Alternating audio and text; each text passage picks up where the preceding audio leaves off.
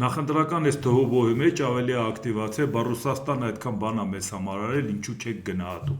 Ուզում եմ վերջնականապես մի հատ հասկանանք, թե այդ ինչ է արել։ Նախ խորհրդային միությունը լուծարվել է Ռուսաստանի նախաձեռնությամբ։ Այդ մասին անգամ խոստովանել է Վլադիմիր Պուտինը, որ հաճոյանում էինք արևմուտքին, այն էլ չգնահատեց, իրանք են փլուզել խորհրդային միությունը։ Մենք իրանց այդ հարցում պարտք չենք։ Եվ հետո մյուս հարց, խորհրդային միությունը լուծարվել է։ Խորհրդային միության պարտքերը, այո, Ռուսաստանը իր վրա է վերցրել, բայց նաև Ռուսաստանը սեփականաշնորհել է, յուրացրել է նաև խորհրդային միության արտաքին ակտիվները։ Ինչու այդ մասին ոչ մեկը չի ասում։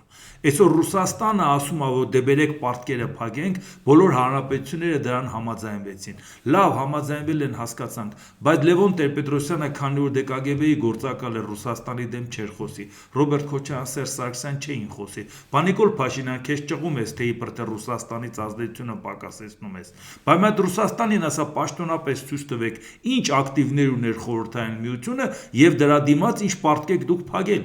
Այդ դեպքում կտեսնեք, որ ակտիվները անհամեմատ ավելի մեծ էր կամ պարտքերը։ Գումարած դրան, որ մենք այսօր խորհրդային միության բոլոր երկրների դեսպանատներ, հյուպատոսական ծառայություններ, տարբեր շենքշինություններ, ամեն ինչ թողել ենք Ռուսաստանին, որը նա օգտագործել է անմիջապես, մենք միջև այսօր դեսպանատներ ենք բացում։ Բայց Ռուսաստանը սկսել է խորհրդային միության պարտքերը փակել 2006 թվականից խորհրդային միությունը փլուզվելուց 15 տարի հետո, որ առաջինը Փարիզյան ակումբի վարկատուների կազմակերպությունների գումարը սկսեց մարել, մինչև 2017 թվականը նոր ավարտել է խորհրդային միության պարտքերը փակել։ Այդ ամբողջ ընթացքում ինչի մենք այդ պարտքը մեր վրա վերցնենք, չէինք կարող տարաժամկետ վճարում անել, դրա համար որևէ մեկը, որ մեր հարցում մեղադրում է, թող Հայաստանի իշխանությունները պաշտոնապես դիմեն եւ ասեն ցույց տվեք մեզ, ինչ եք վերցրել եւ ինչ եք տվել դրա դիմաց։ Առավել եւս, որ մենք ընդհանրապես անկախության հռչակագիրն արեցինք, այո, Ռուսաստանի ԿԳԲ-ի ազդեցության տակ շարժման տղաների միջոցով,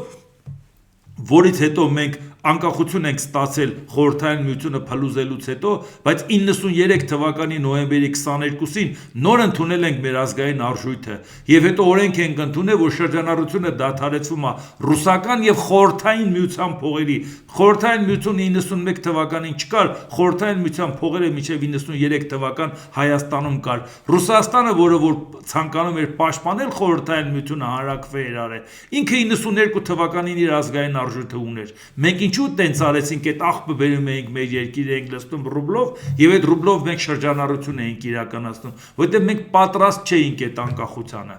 Այս է հարցը, մենք այդ ամեն ինչի մի հատ մեր գնահատականը տանք։